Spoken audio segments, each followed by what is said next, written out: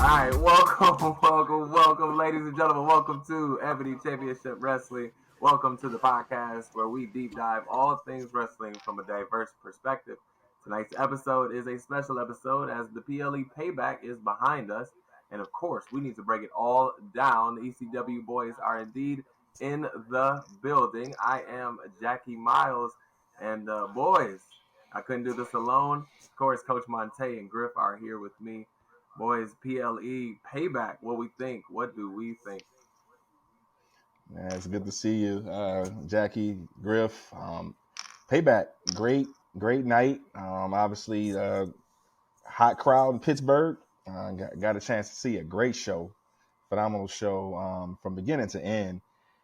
And one thing about these smaller PLEs, you got to pay attention now. Triple H is knocking it out the park. Pushing storylines, pushing creative, pushing rivalries. You got to come in and pay attention. These small cards, man. These small PLEs are it. And it's no longer where we have to wait for the big four. Your Royal Rumble. Obviously Mania, SummerSlam, and Survivor Series. This is giving WWE, some quality, must see stuff, every month. And obviously you can say it's an upgraded, Raw, SmackDown. It's just reinforcing the card, but no, it's actually it's taking deep dives into the creative, into the story, into the deep storylines that you see, and that's what it did last night. It pushed everything forward. I got some fresh perspective on a couple things. Obviously, we'll elaborate on here later in the show, but yeah, I'm very satisfied. Great night to watch wrestling, get into the end. It was a great show, great quality. Yeah, Griff, what you think? Yeah, I agree too. It was definitely a great show. There was a few surprises that were totally unexpected that none of us didn't Yeah, see coming, yeah, including myself, that we'll get into and allude to later. Overall, like Monte just said, this was a different this was a different style of PLE, and we starting to see a different side of Triple H's vision and direction, and we see yeah, how like yeah, there were some other key matches that could have been on the card, but they're moving forward to have on Raw and also SmackDown later too, just to make room. So to see these different surprises, different kinks, and as I said, we allude to a little bit later in the show and everything. Just a couple of different things too, but overall, I think it was a okay, decent show. It wasn't bad, and it wasn't like super phenomenal. It was definitely great for a Pittsburgh crowd that came through and brought a lot of energy from start up from the cage for match all the way sure. to the end with Yeah. Shinsuke and Seth Rollins in the World Yeah, Championship I match. agree, man. The crowd was loud, man. They were into it, especially the stuff with KO and Sami Zayn with the Penguins jerseys, and then the terrible towel, right? Is it the terrible towel? I can't remember what it is, but Yeah, Finn pulled that up. yeah, That yeah, was yeah, a yeah. great spot. So, So it's but the crowd was into it, man, and it made for a great night. And obviously, gentlemen, we just did some power rankings, but clearly that has shifted very, very fast. So I'm interested to know what are our thoughts on just the matches. What are our thoughts? Um, I'll start with this one because we kind of briefly discussed this just a little bit prior to going on here live. Um, we all seen last night was Judgment's big night. Judgment Day's big night. We all knew it was coming. Of course, one of my predictions was I really felt that Priest was going to cash in the night being the world champion. And I stuck with that prediction. Fortunately, it didn't happen, but I'm okay with that. That's one thing about predictions. Predictions sometimes gonna happen or not. But it was great to see them all in full force with the gold. Down with the North American Rhea with the women's champion. Kudos to her retaining, and now you got new tag champions. So now, as we were thinking that at the end of this Judgment Day, or Finn is getting ready to leave, or Priest getting ready to leave with their little debacle. Now they're tag champions, and then let's not forget JD Mahadana Mm-hmm. too that got interfered. that's So the wild we don't card. know what That's the this wild angle card. going to be. Yeah, the wild card. We don't know if this is just like a help out the Judgment Day, or this is going to be the newest member to the Judgment Day. We don't know that just yet. So now it got me more intrigued to know what's next in this Judgment Day storyline. But my only critique to this was it was a little bit too predictable, and I say that because I felt you put that match on before Rhea and Raquel, which now you gave it away that we know Rhea going to win this match now because Judgment they got to have all the gold. If we would have flipped that match before that tag match, I think it would be a little bit more different, put a little bit more pressure on Dame and also Finn to win the tag chance to complete the whole Judgment Day Gold Rush tour. So, and then with Dominic having that big spot with KO with that senton bomb from Madison Square Garden, Royal Rumble 2000 when Jeff Hardy did that to the Dudley Boys. That spot was KO did. I honestly thought KO really hurt himself the way he landed, almost like he miscalculated just a little bit when he landed. He was holding his wrist like his arm like it was open. Yeah, and I really thought, man, but I really felt, both of those matches were great. I think the Rhea and Raquel should have went before that because he made it more predictable. And then with Rhea coming out spearing KO, that was a great angle too. And the reason I didn't like that also too, because just think, what if Rhea would have got hurt before her match? You know what I'm saying? So I think even though she didn't, what if Rhea would have got hurt in that spot before her match? And then now what would you do? So that's the reason. Then also when Dom took that Swanton, that should be it for him tonight. But then you had him come out later. So I think whoever produced those matches, they kind of like wrote it, produced it wrong. I would have finished the Raquel Rhea match. Who shout out to Raquel, she really stepped up and gave Rhea a lot of heck, man. Like she did her thing. I was really impressed with that. And having Don come out at that same time is kind of like, yeah, dude, then you just went through a table, you know what I'm saying? Now you back up. So it kind of gave that night a lot of way, but yeah, you Don, they called this fool the MVP of the night. Like, he was working hard. Bro, was he not? You think about it. I know why, but was he not? Once again, that's good for good for you, Brent. That's your boy, Brent. With KO. That's your boy. That's your boy. I mean, to take the spot. Take the spot with the table. Then what was another time? I think Sammy was about to do the lure kick on Dame and had the pin, and he came in to interrupt that. So it's like, dude, what's going on? Then come out and interfere in the Rhea match. But I think that I'm happy for Judgment Day. We gonna see how these power rankings go with them. Later in this week when we get to that title. But I just think whoever produced those matches, I think the only difference what they should have did was just reverse the match lineup to not make it look too predictable. Yeah, Coach, match quality, yeah, for sure. That's a great perspective, Griff. As far as as I reflected, yeah, there was a lot they could have done to flip the order to keep you on the edge of your seat. That's why I told before we went on live. It was it was predictable. But thanks for breaking that down even more. But yeah, kudos and shout outs to Trish Stratus and Becky Lynch to open it.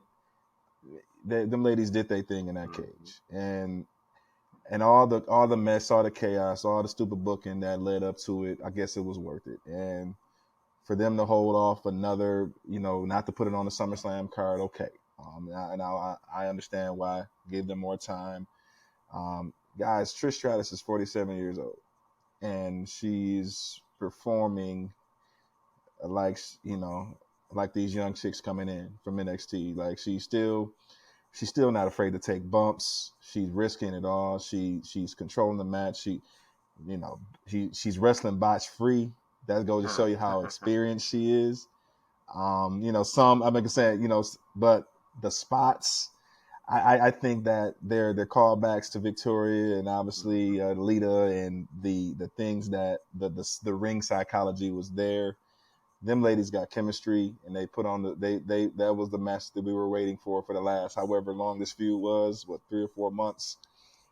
They delivered on in all aspects there. Obviously, if I was gonna have a favorite match, that was two behind obviously the street fight. So I'll get into that, but yeah, I just wanted to give now you got Zoe. Now the surprise, I didn't know that the stooge, the student was going to flip that quick, the mentee or whatever the hell she is. I didn't think that she was going to flip that quick. if they do a feud, and I don't see Zoe being I don't know if they're trying to turn her face or just keep her, let her have a little something with with Trish, on Trish's way out.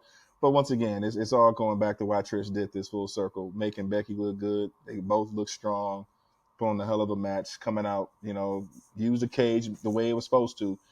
And think about it, WWE been booking, real sloppy with the cage bookings lately over the last few years, because what's the purpose of it being there? Because people gonna interfere anyway, take the cheap way out. They really don't put on bangers in the cage. It's kind of there for a prop. So that's really the way. So it's good to see a quality women's match, and I had no clue that was Trish's first cage match in her career. So that was, as much as we followed her, I thought she got in there before. But yes, them boys in the street fight, two our guys that took a dip in the power rankings. I'm kind of relieved for them. They finally gave us the emotion. They finally gave us quality with the Judgment Day. It all came together. Shout out to Terry Funk, the rest of so that was a great tribute. How the way they did that, the trash cans, the tables, everything, man. It was, guys, me. I'm nostalgic for all that, man. Hey, give me the Foley match. Give me set these dudes on fire. Set whatever you got to do. I'm joking, but the death match, I'm going into I don't watch AEW. I'm just joking. You but watching the wrong show, my brother. Go over there. But no, but the tables, the ladders, the chair. I mean, the chairs, all the basics that WWE would give you in that kind of match. It was refreshing to see, and in the way they used it. Obviously, the psychology, the back and forth, the way they used the crowd, and obviously the best, with KO and Sammy in the jerseys with the blood. I don't think that bounces off you. Did KO get hit, or is that was work, that was real blood, or was that, I don't know if he fell and he was just busted up, but I don't know. I know they clean. I saw a medic out there. They tried to clean him up. I didn't see the initial cut. I saw it on someone on Twitter said that he did the blade, but I didn't see the initial cut. Okay. What did you see, Griff? Yeah. One thing I looked for was, like, once I see the referees and everybody the gloves on, spandex gloves on, I know that's when it's real. And I really didn't catch it because I was kind of like in the motion like into the match, and then I saw it, and then I was like, okay, where'd that come from? How did it happen? So then the match was just going so smooth and quick. I really just lost track of like what happened. Going back, like, hey, did I miss something? But I don't recall the referees having them gloves on. Because normally the gloves come on, or you might see them go another different angle while they working on them, and you might see something else going on. He did later on. I remember seeing the pin he had on gloves, so it's something. Yeah. Something must have happened. Okay. I saw some medics low key. It was at the camera angle. Sure. If y'all saw the paramedics come down, they were in the aisleway, and the camera cut away from them quick. But I did see them. But yeah, but the Swanton bomb, man, from KO was the spot of the night. I think that's where the PLE went from. It was around B range, B plus, range where I was thinking, and then that match just boosted it, to the A minus, 4.5, or whatever you want to rate it, 3.5, I should say. But yeah, it was a great night for the Judgment Day. Obviously, them being on the poster, they need all the momentum right now. This is the hottest thing besides obviously with the Bloodline and a little standstill right now. This is what Monday night needs. A dominant faction that's running it, and I don't see them slowing down anytime soon. I think you're right, Griff. JD McDonough is the wild card to this, and the briefcase is the key to their storyline. And I said it in previous episodes, and obviously when we're chatting offline, it's going to come down to the briefcase, to where it's going to play a part in their possible breakup. So, but yeah, overall, Seth and Shen, everybody did their job. I know, and I'll let I'll tap you in, Jackie, on that. But I asked your thoughts on that match, but it seemed like we got a long ways to go. That's a feud that's going to be, like you said last week, it's going to be maybe maybe at least a couple more matches before you see something done with that. But overall, yes, I'm great. And my boy, surprise main event, Jay Uso on Monday night. So curious to see and intrigued to see how the way they're going to use him. Yeah. We'll see. Yep. Yep. I think the tag team titles are where they need to be. I think. Yep. I think Very Judgment happy Day with the win. had all the momentum, and they were being used the right way on Raw. And Kevin and Sammy were being used in a different way up until maybe the last 3 weeks or so. And they just didn't have the same amount of momentum. So I was very okay with seeing that finish. Yep. The match itself was wild, and I thought it needed to be. I thought it was something that needed to happen for this feud. You know what I mean? Like they had to end this with a banger, I guess. I don't know what's next, but they had to end this with something that was highly entertaining. I guess I won't say banger. Something that was highly entertaining, and that's what this match was. Um, and it gave you everything. It gave you the suspense of the JD McDonough and adding him to the fold. And I'm intrigued to see how they use him moving forward. Right. I don't know if he's now in the group or if he's on the side of the group or whatever it may be. But of course, something is going to happen, and that's been the good TV, like you said, Coach. Like you said, the last couple PLEs have kept you entertained, so it's kept you coming back. So what was the favorite match, gentlemen? What do we think was the best match on the card, Griff?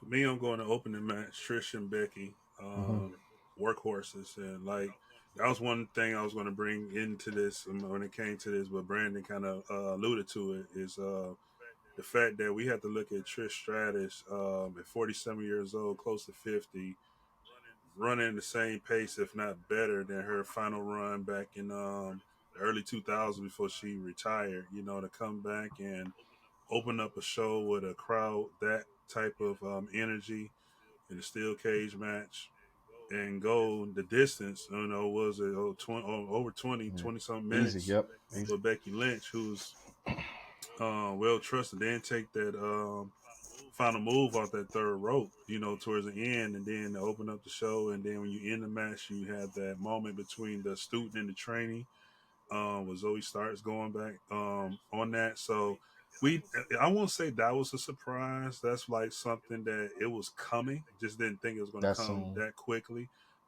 But I think what led to that too was they probably figured to make it come soon so they can add that to that chair botch that happened on Monday night when Trish threw the chair at Listen, Zoe. So they probably could when have that changed that. happened, I promise I wasn't really paying attention, bro. and then I was paying attention when that happened. Bro, that gave me the laugh I needed that night, bro. I'm sorry, go on, bro. Yeah. But no, yeah, that's definitely my favorite match. I'm all for the women athlete, like I stated in our first episode in the beginning when we started this. Charlotte, Bianca, and Becky are like my favorite top, well conditioned and well trained women athletes in WWE. I tell you, they can throw matches and not break a sweat for a whole hour, and that's because they put a lot of work in their training and knowing what they're doing and things too, man. Taking care of their bodies, taking care of their opponents, and things like that. Yeah. But man, kudos to both of those ladies to kick off the show.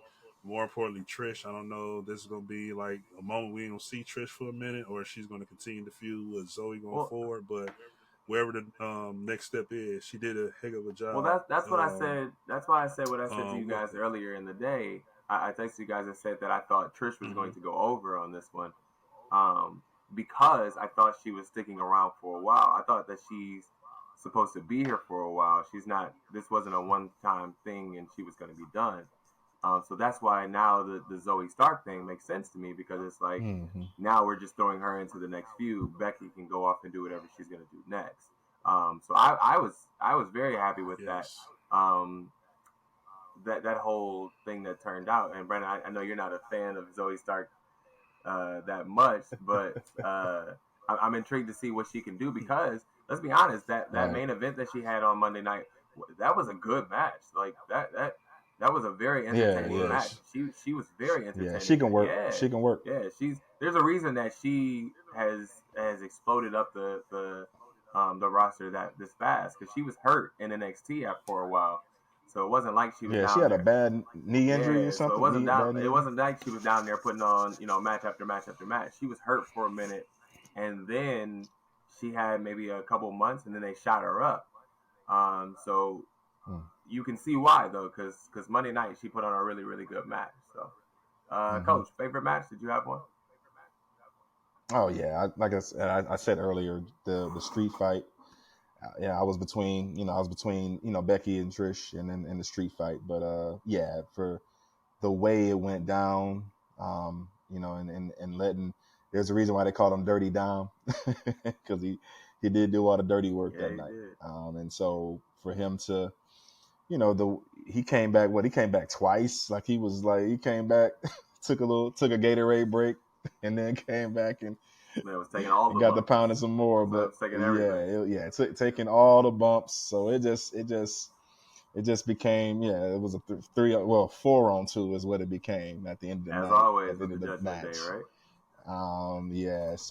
That was my favorite match. I'm gonna go ahead and say this now.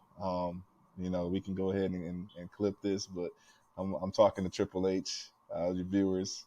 When are you going to started looking into intergender wrestling?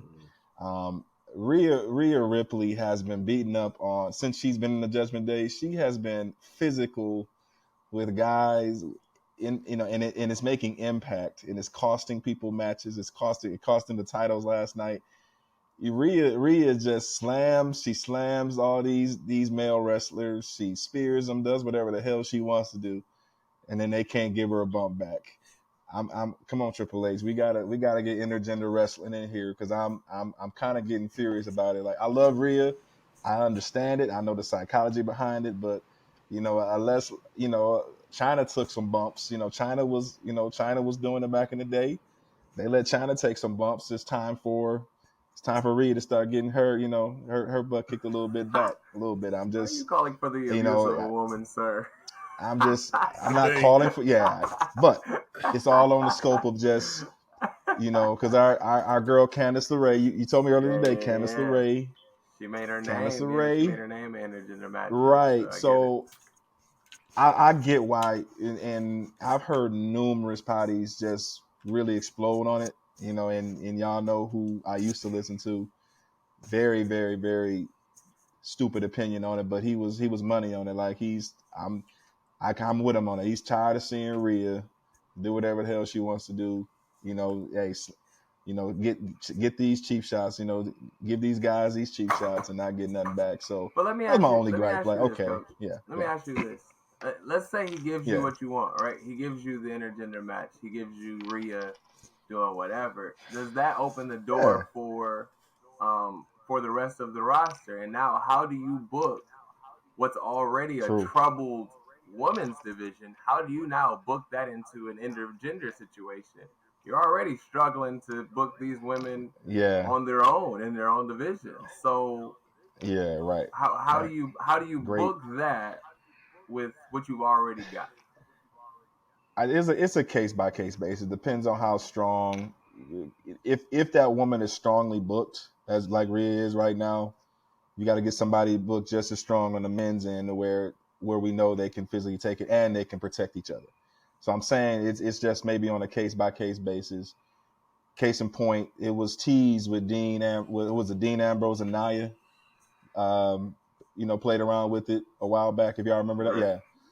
It was Dean Ambrose. Yeah, I think Griff. I know Griff remembers, but Griff knows. But yeah, I think I was waiting for Coach to get done. Yeah, I go back to the so Dean. I think it was played around with Dean Ambrose and Nia played around with it. It was brief, but yeah, like I said, I totally get it. I understand. Yeah, list people. I am not an advocate for beating on women. No. This is in the scope of WWE entertainment. So please don't take that as I'm advocating. No, I'm not domestic. No, no. But yes, let's. So I just think like I understand where you're coming from, where she has Mhm. the ability clearly, and she should be able to do it. I just Yeah, think like yeah, when we when we when we say a lot of things when it comes to booking, I don't think we think about the entire spectrum when it comes to booking, right? Like case in right. point, and Griff, I'm gonna let you go in just a sec.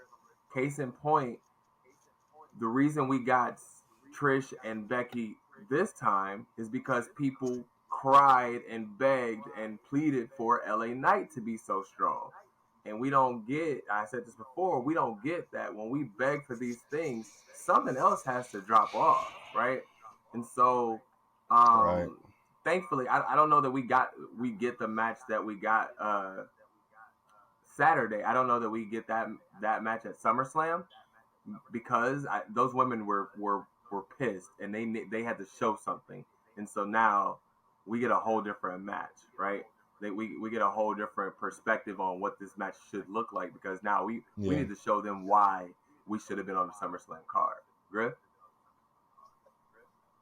makes sense. Yeah, totally agree. And SummerSlam is almost a month ago now, coming up. And more I look back on it, I'm kind of glad that matches wasn't on the card, because one of the things you have to look at is Hmm. the time on the card. So when you put that match on the card, you have to also look at, is there another match that was previously on the card gonna get shortened or gonna get cut out just because of that one match? You know what I'm saying? Then two, SummerSlam for field, the entrance is a lot longer, so that's another 2-3 minutes on top of walking down, and then you talking about 10 minutes, both people going down. So all that time constraint too. Hmm. But one thing, going back to the stats, I know Give it to I us, was waiting please. on it, but I think the only man that I think Triple H right now can trust intergender wise, and I think the last man that done something with the intergender woman was my boy Randy RKO Okay. Orton when he did the Yeah, Nia that's right. Jax at the Rumble, Right. Right. and that's funny because in my head I be laughing because I have random things how when Jackie was talking about, like, I just want Woods to tag Coffee or whatever in order to catch him RKO. But I think for some reason I just see in my vision that when Orton does come back, that's gonna be the one who's gonna Last catch thing. Rhea slipping the RKO her and shut this ain't gonna be no intergender. It's Yeah. just gonna Yeah. be, okay, I sit back for a whole year, enough is enough time you dominate these dudes, and Rhea gonna get in his face and do something, then she gonna run up and do her thing, and that's when he gonna catch her, and I think that's gonna shut all that down. She gonna like, I ain't messing with our dudes no more. He I'm back. waiting for that. But Come on back, Randy, please. but Calling Bad for it. back and all. Come on, get the back ready. But another thing too that I could say that both of y'all said, which was very pivotal. Don't go ahead and wrap it real quick. Is the WWE, I think, got away from booking those intergender, all because there's this, because of the world is more sensitive to Yeah. things, and with all these different bully campaigns and cancer Yeah. campaigns and LGBTQ that's going on right now, they're trying. I mean, again, no matter what they do, somebody gonna have something to say. But I think they're being very Yep. cautious on how they book those type of matches and do it. I think Rhea's okay because of her character, but they're not gonna do it the rest of the women, all because of what they're involved in. Sometimes the women can get easily hurt because the men are more physical and stronger than that as well too. Although they do train with the men when they go down to Florida NXT during their off time and train, but Hmm. I think as far as the booking for that, I don't see Triple H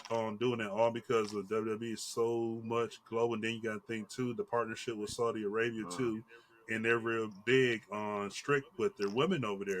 So the women can't wear the clothing like they do here. That's why they always wear the drapes and the long Yeah. pants and So the they long they sleeve covered shirt. all They the way can't up when they even show wrestled over there. skin. Right. So I think that's another reason too. They won't go that route, all because of their deal and contract they have with Saudi, Mm. and that would be an offense and a disrespect to them as well too. So that's a great point. I mean, certain women you can see that if they would have booked it, and you got, like Jackie said, you got to look at the whole booking itself. But I think if there's only one man that's trusted that can do that with the woman, Triple H gonna allow that to be Randy Orton. Well, we're definitely waiting on that comeback. I myself am waiting on that one. Yeah. I want him to come back and beat up Riddle at some point, but that's a whole nother conversation. Speaking of comebacks, Jay has made his quote unquote comeback from a 2-week vacation, I guess we can say. Griff, are you happy with this? Are you happy with this bloodline situation? 2-week vacation. First and foremost, I want to be a little petty real quick. Shout out to all my AEW fans who was saying Jey Uso is all elite. I told y'all he won't go nowhere. I saw that on your story. Terrible Were they for saying he was them. going over Terrible, to AEW? man. Anytime somebody leave WWE going to break, they going all was elite. going to Impact. Yeah, that's a whole nother conversation. I ain't gonna waste my time and breath on that. But I said what I had to say on that. But I'm really excited. It threw me off. I wasn't expecting that. I thought he was gonna be out for a minute. Again, Bloodline. Now you got Cody Rhodes involved in this, and it's fun. It's weird because I was thinking this today. Now every member of the Bloodline, except for the Wise Man, has their own entrance music now, which is like, Jimmy debut is Friday. Jay comes out. It's like we don't know. It's so Solo, much layering. that's why Solo got his. I'm very interested. Yeah. I'm just very interested on this third going to fourth inning now because you have one member on Raw, then you got the other brother like starting off with Cena, then throughout the show getting an attitude, then him and it's so much going on with this story. It's just like, yo, bro, just get your popcorn, get your drink, just sit back and watch and enjoy this, But one thing I will say with the Jay surprise though is that look Cody had in his eye when Jay was in the ring and Cody was standing there looking. I ain't kind of question mark on that one. Not gonna speculate, but it threw me Part a of the little bit story. because it's like, Cody, what's your motive behind this? Because you're looking as there could be a story between y'all two coming up real soon. Because you're looking like, okay, I brought you over here now.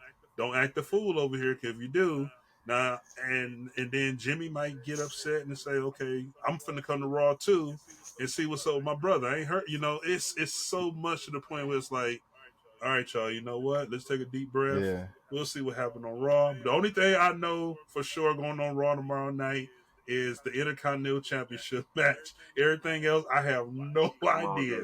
So, but but with that, I'm happy that Jay came back. He went on this 2-week thing, but it's just exciting because it's something new and throwing us off guard. Like, come on, like you thought, like I put in the chat, I just thought, honestly, John Cena was going to find his way to interrupt or come through with that Grayson Waller. And him and Cody was going to, like, have some words and challenge each other. And I was like, well, he went his round with Brock, and maybe he need to go through Cena just to get his respect before he climbed that mountain and go to, that story. I don't know. But that I didn't expect that one. I'm glad to see Jay back. The crowd was hyped for him to come back. And we'll see. I mean, now it's the Usos' time, and I like how they're spreading this out, too. They're not just having them every week feuding each other.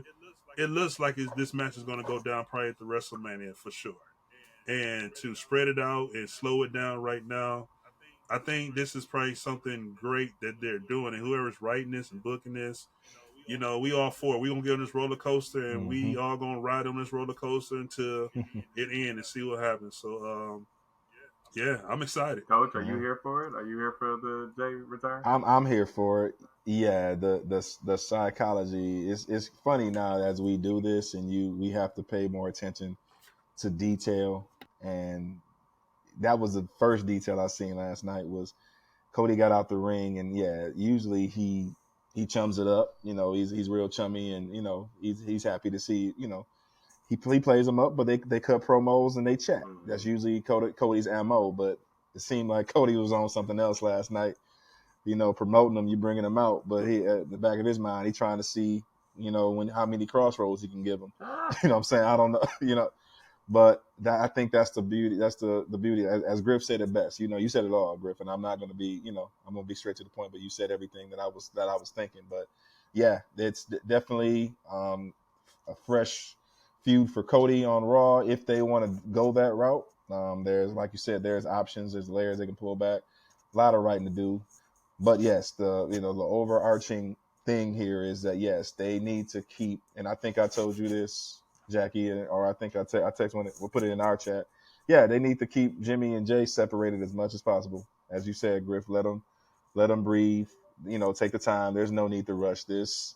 Continue to give us what we need on Friday nights, even if they are going their own separate way. When Roman comes back, it's going to be must-see TV anyway. It's going to shatter another record on Fox whenever he decides to come back from his vacation.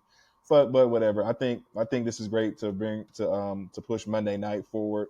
Because who knows what they're gonna do with KO and Sammy now. I don't know if they're gonna go off licking their wounds for a little bit, because it's really Judgment Day show now for sure. Yep. Go ahead. Oh, I'm sorry. I didn't mean to Okay. interrupt. I thought you were done, but I was gonna say this real quick.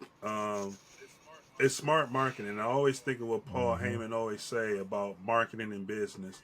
And Paul Heyman always say, if we give you everything now, then you're not going to come back and be in tune Right. later. Right. And Exactly right. now having Jay on Raw, having Jimmy on Yes. SmackDown, Yes. both on Solo, Roman is out for a minute. It's really now what they're doing is saying, okay, now we got an idea to hype Raw up, because now we got to tune Raw up. And then remember, football and the NFL starts. So now we got to hype Raw up to compete with the Monday night ratings too. Great So point. this was Great a point. good time. And now you Jay over there. Now you making everybody saying, okay, is Solo gonna pop over on Raw? Is Jimmy gonna pop on the Raw? Is Roman gonna pop on the Raw? Because now Jay over there, somebody from the bloodline on SmackDown, at least gonna make some kind of appearance. So now you get more people, viewers engaged to watch Raw to see what's gonna happen. Now you got both Usos separated on Yeah, different well, you all know shows. that draft was trash and a waste of time, so they're gonna cross over anyway. So I think you also have to there's no factor such in. thing as a draft. It don't even Right. matter. I think you also have to factor in that the Usos were a tag team, so the people are wanting this match to happen within the next month or so. You have to build up. One has to be a heel, the other has to be the face, and I think that's what we're getting ready to go through. There needs to be a period of time where let's separate them just so we don't have to tell this bloodline part, but also they need to go on their own single journeys before coming into this, right? We don't want Yes. a watered Yes. down feud here. We don't want them to just say like, "Oh, we're brothers. We're gonna fight against each other," and that be the end of it. This could be like a really, really epic feud if it's played right. And I don't think it needs to happen at this WrestleMania. Honestly, I don't think they need to go at it just yet. I think putting Jay over on Raw is great, and let's leave that man alone with Bloodline stuff.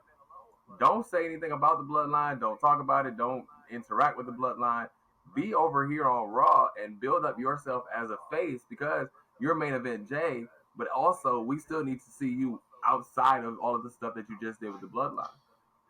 So It's very Jackie, doesn't easy. that impact? Say Yeah. Yeah, I was just saying. No. I get that point. I'm sorry. I was just you're fine. piggybacking on. I really had a quick question for you there to get your thoughts there. I didn't mean to You're interrupt fine. you, Go ahead. but so doesn't this impact?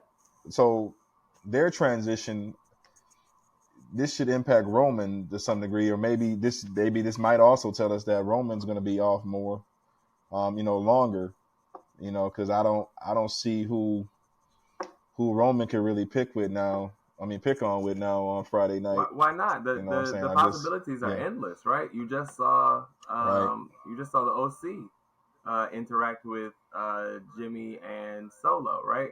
And True, true, true. they're debating on whether or not they should get involved with this, right? And so now that's opening a door of we might have a AJ Roman. We haven't had that in the bloodline situation yet, right? That could get something started.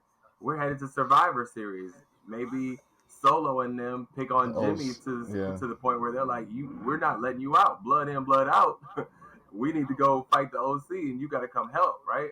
Or maybe the right. interactions with Jay are few and far in between, but maybe he sends Paul over to talk to Jay and try to get him to come back over to SmackDown, right? Like the writing hmm can be endless. I just don't want it rushed.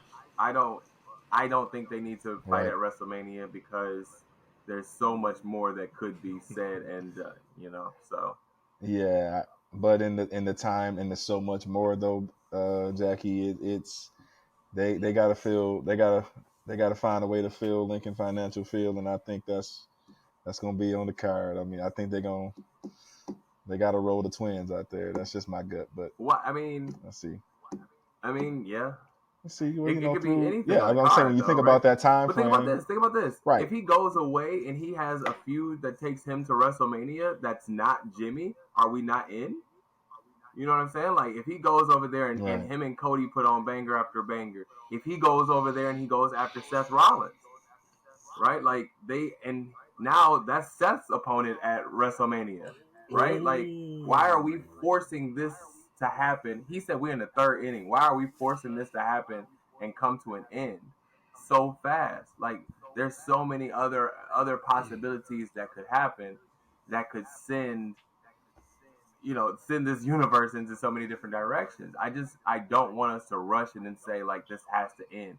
People are tired of the bloodline storyline and all of that. Why?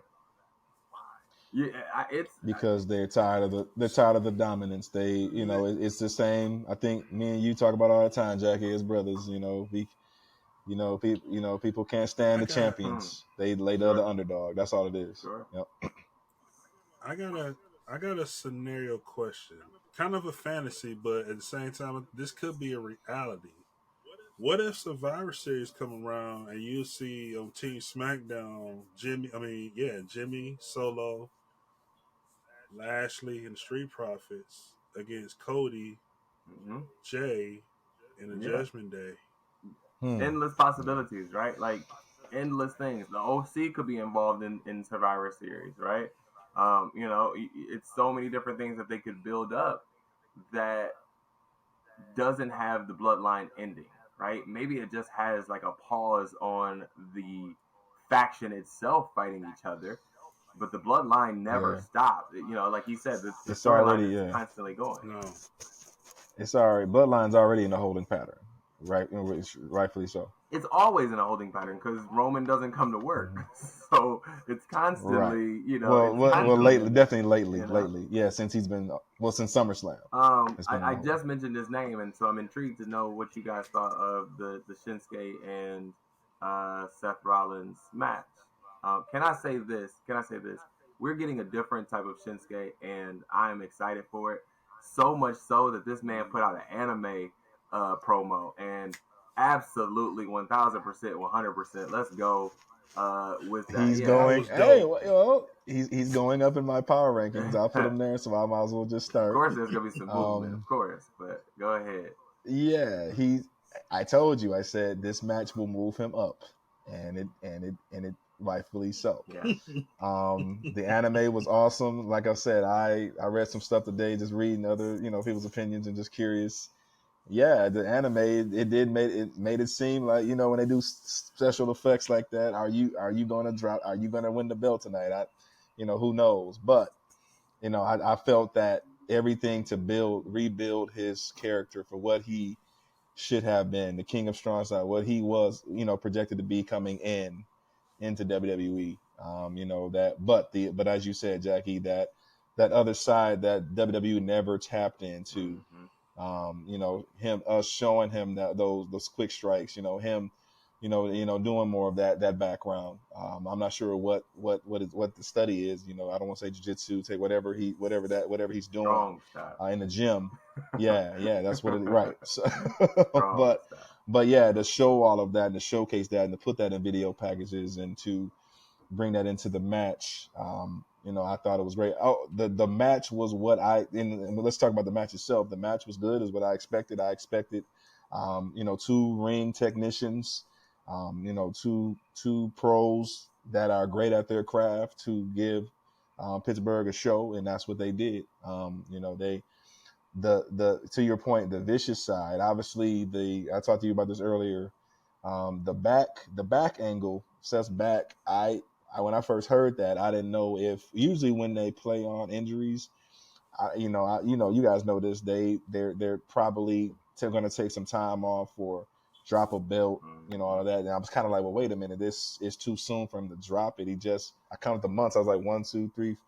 He just won the damn belt in May, so I was like, okay, well, don't drop it tonight. You know what I'm saying? But and then I also got to thinking like, and you made a good point when me and you talked today, Jackie. Like, it's why does Seth need to take a break? Great point. So I believe that he needs to be around. He's not he's not like a Roman where he can come back and then no he is Monday Night Rollins. He has the moment. He needs to stay on TV. Yeah, he's But too hot. He's too the hot Matt, yeah, he's too hot. to not be involved, right? The reason Yeah, he has yeah, that belt is because he's the workman. You hmm know, he's the one that's working, right? yeah, Um, yeah. Roman Yeah, has I felt it was a great match. It was a great match. yeah. Physical. It was, it was, they had everybody had their offense. It was showing the technical capabilities. Obviously, you know, the brutal side. I think, like you said, Shinsuke is coming out stronger. And as you said last week in last week's show, Jackie, we're gonna get about a couple more matches, 2, maybe 3 more matches. Mm-hmm.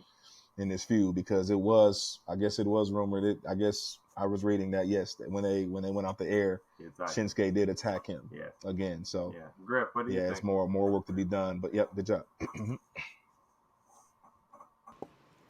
I was excited for Shinsuke for sure. Deserving that main event spotlight. It was well long overdue. I think last time we seen Shinsuke in that main event spotlight was Mania 34 when we was in New Orleans when he had AJ Styles and ended up going heel.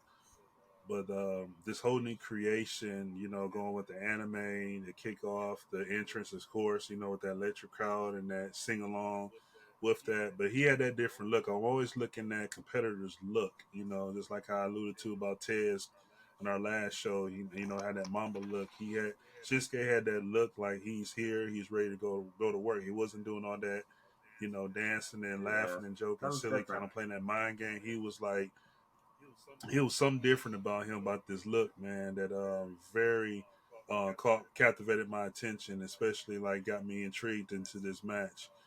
His work, his chemistry, his technician he did with Seth was great, phenomenal. And back in my mind, I knew he wasn't going to be the one to captivate the victory. But at the same time, if he did, I would not have been surprised. For some reason, I would not have been surprised if he did. It was a great finish, but I hope, like I stated before, and Monte also stated too, they continue this story and give Shinsuke and don't just write him Right. off, because before, every time he hits a title shot, it seemed like after his title matches or any match, they write him off and he back down to the mid card or the low card or doing the main events and superstars before the live program shows, which is you know, he's come a long way, and people don't really understand the NXT Shinsuke. And when he was in Japan, like he was the man and the guy, and we're starting to evolve and see that as well too. But that was definitely a great match, a great kickoff. It was something creative and different, and I'm excited to see what's going to happen next with the storyline. I don't think it's no time soon going to be over or close to the end. No, I definitely think we're going to get more. Obviously, the attack from behind after the show goes off the air. One is a different twist because people were complaining that we needed to see it, but no, give social media something, right? Give something to talk about, give something to buzz about, which is my thought behind the process. That might not be what they did, but gentlemen, Right. I am not a fan of the match that I'm going to bring up, but if y'all would like to discuss it, we can. But do we need to talk about Ray and Austin Theory? Please. One thing I will say about the match, and I'm going to stop it right there. But we all know that was 1 year from Clash of the Castle last year when Dominic officially went heel and turned on him. I think the biggest thing that stood out to me wasn't the match, but the interest of Ray and how he X'd out and crossed. He officially like just done with Dom, just crossed him out the jacket, the whole thing and everything. That really caught my eye. I said, "Oh, okay, yeah." So then to hear Michael Cole, and shout out to the commentators. We don't give them credit too. They help these Education, stories man. lately, man. Educational. Like I would, you know what? I ain't gonna lie. Corey Graves is a cool guy. I met him before a couple of times. Cool guy. I think in the last couple of years he just been overdoing it, doing it too much. But as of late, I think he finally found his comfort zone, and he been doing some really great storytelling, especially ever since Pat McAfee been away too. He's starting to come along, got a lot better, man. But they were talking about the whole jacket and the down thing went out too, man, and it's just great to hear them tell them stories too. But I'm gonna get off this match because I know Jackie how you feel about Ray. But one thing I just want to say about the match itself, I don't care about who won or not, but the whole attire of Exling Dom out, that was really caught my eye when Ray came out with that entrance. Coach, you have any thoughts on this one?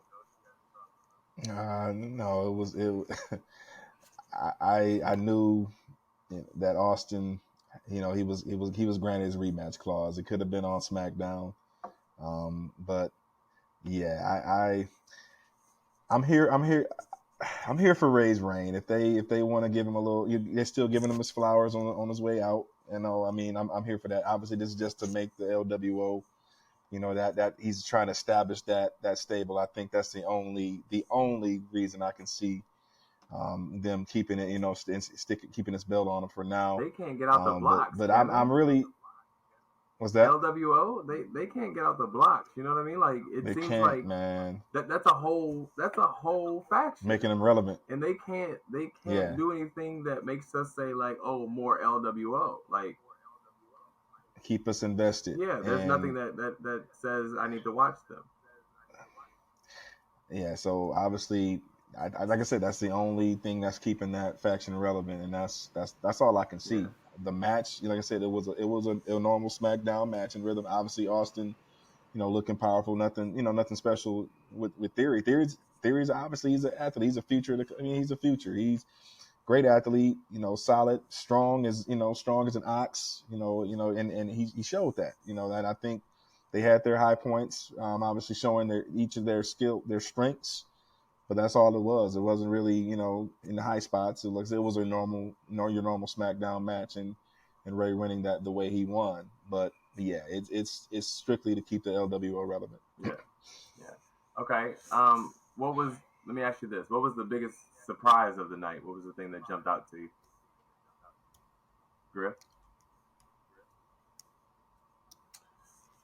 Definitely, I got two of them. I'll be brief because I already disclosed on the first one with Jey Uso, but Tiffany Stratton in the house. That was very underrated. That was very low key. I think I did predict, one of my predictions was somebody from NXT was going to debut and show up, or something like that. But yeah, I was very surprised to see Tiffany Stratton show up, and also interrupt Becky Lynch on her promo backstage, to kind of tease and, see what direction that might go. Whether she might come on Raw and like do something to get her to come down to NXT and they start their little battle or not. And I think Tiffany got a big championship match coming up Tuesday on NXT, and I'm kind of interested in watching too. So Becky Lynch did tease saying like maybe I'll see you soon. So that alluded to meaning that she's probably gonna take a trip down and be there for NXT Tuesday. So that was, besides Jay, that was my surprise moment too, to see her at the show, and also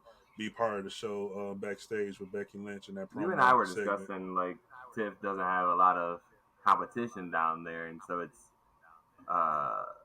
a no-brainer to kind of pair her up with Becky Lynch, especially off of this Trish Stratus thing, right? Like we just discussed, Becky can kind of do her own thing. If she's going down there to NXT to kind of squabble with her, I'm here for that. Biggest surprise, Coach?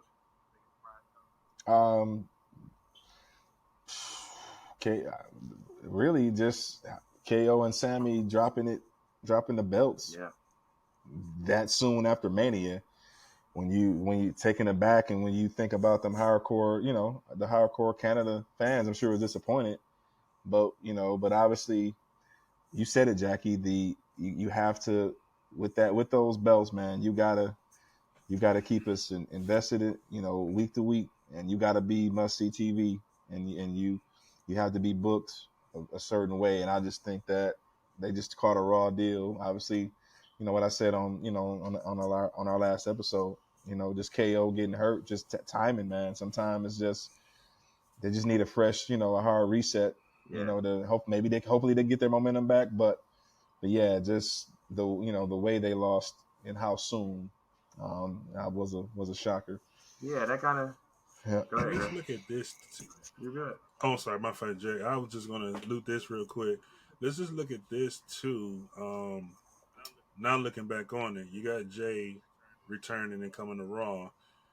There's still some unsettled. Going back to the story now, there's still some unsettled business with Jay and Sammy, and it's just crazy how the timing them losing the belts, Jay coming to Raw.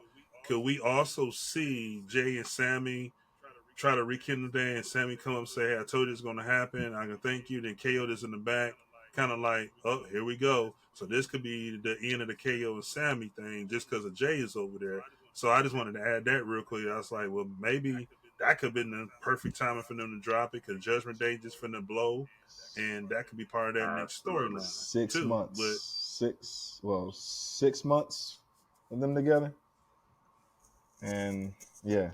After Mania, what was that? yeah, March. Yeah, Mania was But April, so yeah, 5 or 6 but months. let's be honest, fellas. I April. think we have to we have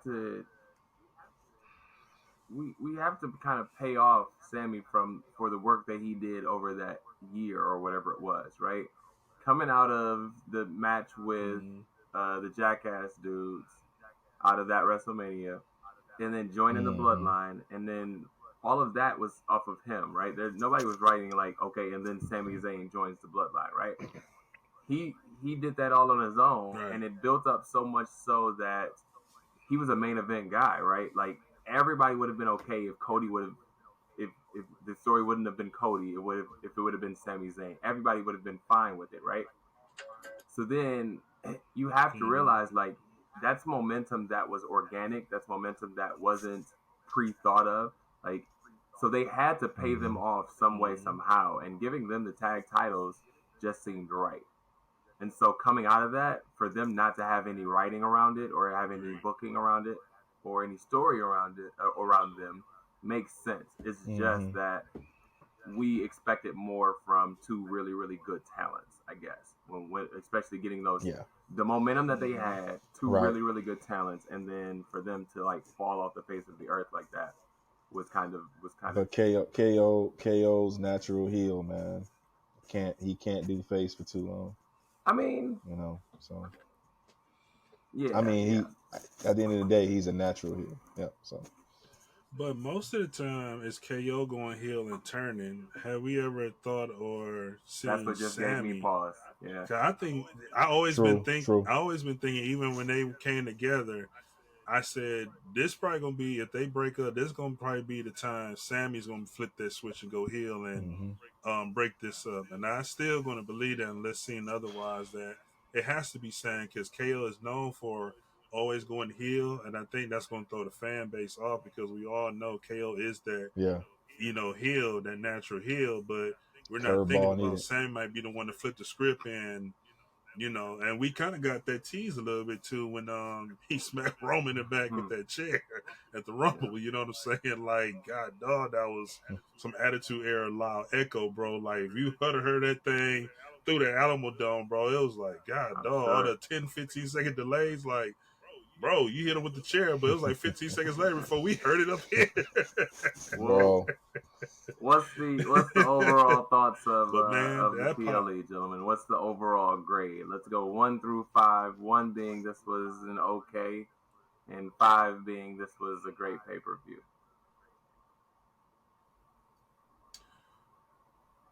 I'm gonna go with a 2.3. You're a harsh critic. You're a harsh critic. Here's my reason why. You are a tough critic, bro. I know. You know me. I'll take it. But all the reason, okay, I'll be nice tonight. I'm gonna go 2.5. Let's make it happen. Okay. Because where did that come from? Like, where did the 2.3 come from first? And then where did the 3 come from? Get the 2? You know I know what you meant to say 2.5. What? He meant to say 2.5, ladies. You know, hey, I've always been this way. You grading on a curve? What are you doing? 1.8. Like, bro, why you can't say 2? You grading on a curve? What is this, bro? Why you can't say 2? Why you gotta be 1.8? No, okay. 2.5. All because again, it was a very, very too predictable card as well. You pretty much know who was going to win. You kind of knew. The only thing that saved it was the different surprises like the Jay showing up and things like that. But one match we did not talk about, surprise we didn't talk about, and I just hit this just a little bit, which I have to be honest, I really wasn't a fan of it, was the Miz and I'm the LA sorry. Knight one. And here's my reason for that. Here's my reason for this.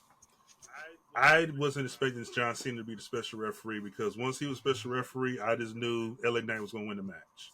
Seriously. Like, I was all big for. I honestly wanted the Miz to win the match, and I was all big for the Miz and LA Knight to have a great match. But once Cena and they made him the special referee, I was no longer intrigued in the match because I already knew who was going to win the match and how the match was going to pretty much end with the Miz going to talk some trash or get slightly distracted, and there it was. So that was my. I was waiting for it, but that was my disappointing match other night just because of that reason. So that's my reason of 2.5. Yo, I apologize. It's totally on my brain to discuss it, but it was so.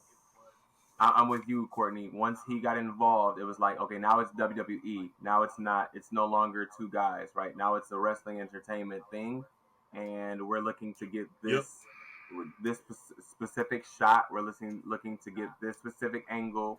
So I was like, I'm less invested. I know the Miz isn't gonna win this, so I don't even want to be involved in it. And that's how out of my head it was that I didn't even bring it up in the conversation. I apologize. Coach, go ahead though. No, you good. Why in the hell was Cena in the building anyway? I'm sorry, but he was there having fun. I mean, that's cool. You know, I mean, the host, but. Well, they're in the middle of a writer's strike, so he got to find something to do. Brother was like, "Let me go home." He got to find something to do. Right. So. You got to find something to do. Yeah, but yeah, it was. I knew it was. As soon as Cena was like, okay, gimmick. Okay, I'm done. I can play the baby. Take a restroom break. Hear about it. Great. But other than that. I kind of wanted them to see I wanted them to have a match. I wanted them to actually, fight it out, and who knows? I don't. The purpose was for him to get a rub from Cena, but the way I think they did that sloppy. It squashed the Miz. It squashed the Miz. Totally. Essentially, it squashed the Miz, right? Like because we could have gotten a couple good matches out of this. I won't say we've gotten like a pay-per-view trilogy. But we could have gotten some good stuff out of it to the point where both of them came out strong, right? But it just made the Miz seem like he talked all of that trash and then they threw him to the side, basically. Still looking like the normal Miz, So your overall grade, Coach? Oh, 3.5. Okay. So out of 5 for me. Mm-hmm. Okay. Yeah, what was the reason? Why are we not at a 5, gentlemen? Why is this not a 5-star pay-per-view? Ain't no such thing as perfection. Why are we not putting five here? There has been 5-star quality PLEs in the past, but we'll discuss that at another time. But this another time. But it accomplished what it needed to accomplish. It moved. It was like I said. It was a Judgment Day's time. Yeah. That it was strict. It was their show. Obviously, Shin. Then they're writing their chapter or whatever. But yeah, the predictability was there. Nothing.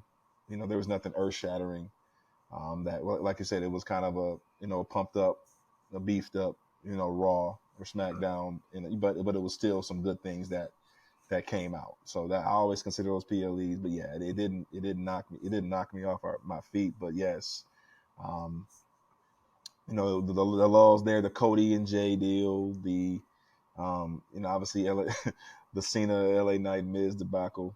A lot of those had they played that up, had it been had they kind of did that the right way and had an actual match, then yeah, we might have ranked a little higher. But yeah, that's the 3.5. I didn't like.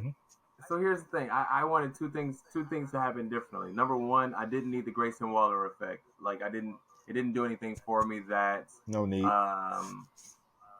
yeah, it didn't do anything for me. And then let's substitute Chad Gable and Gunther for Rey Mysterio and Austin Theory because their storyline was better. Not because of any other thing, anything else, but their storyline. I'm more invested in that, and I want to see that more. Not because I hate Rey Mysterio, but because there was no storytelling to how we got here, other than the fact that it's the United States Championship. Let's put it on the card. I think we would have gotten a better match out of Gunther and Chad, and it would have been more entertaining, and I wouldn't have been asleep. To your point on John Cena, Griff, I woke up to your text that had him and Cody next to each other, and I was quite high, so I was like, I guess here we go. This is Cody and John Cena. Here we go. Yeah. They still that threw got me time. all the way they off. still got time. So what ended up happening was when we were doing the predictions, apparently it didn't go through. The pitch didn't go through, and I think me and Brandon was texting or something, and I think whatever went through, Brandon responded on something different. I'm like, wait a minute, hold on. Oh, I know what it was. We were talking about the spoiler because when Judgment Day won the belts. One of my predictions was, dang, he was like, no, don't use that as your thing. I'm like, no, I'm keeping my prediction because I honestly thought even though they got the tag belts, I was waiting for that music because Seth was down. Like I was like, and then when Michael Cole closed it out, I said, yep, he ain't gonna cash it in. But I was really like hoping he would have done that. But no, that was what I was sent earlier, but apparently it didn't go through. That threw me all the way off. I was like, okay, we're getting Cena and Cody. I'm ready. Okay, I think. And then I'm watching, I'm looking, and I'm like, well, where's Cena? What happened? What is Jay? But what? Okay, what?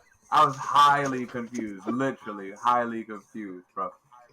But another PLE in the books, gentlemen, and this has been a fun conversation. And sure enough, we're going to continue the podcast as we go. But we just had to break down Payback. Any last words before we go, gentlemen? Let's continue to see what they have up their sleeve. There's, like I said, it did its job. Move storylines forward, give you something fresh. Let's tune in tomorrow night on some Raw, and I'm very, like you said, get your popcorn ready for Gable and Gunther, and let's work toward, I guess, Fastlane. So we're headed. That's where we're headed. Yep. Griff, last thoughts. Yeah. I'm excited for tomorrow. No later this week when we get on for episode 3. These power rankings going to be something different because these last 48 hours and we ain't got the Raw tomorrow and we still got NXT on Tuesday.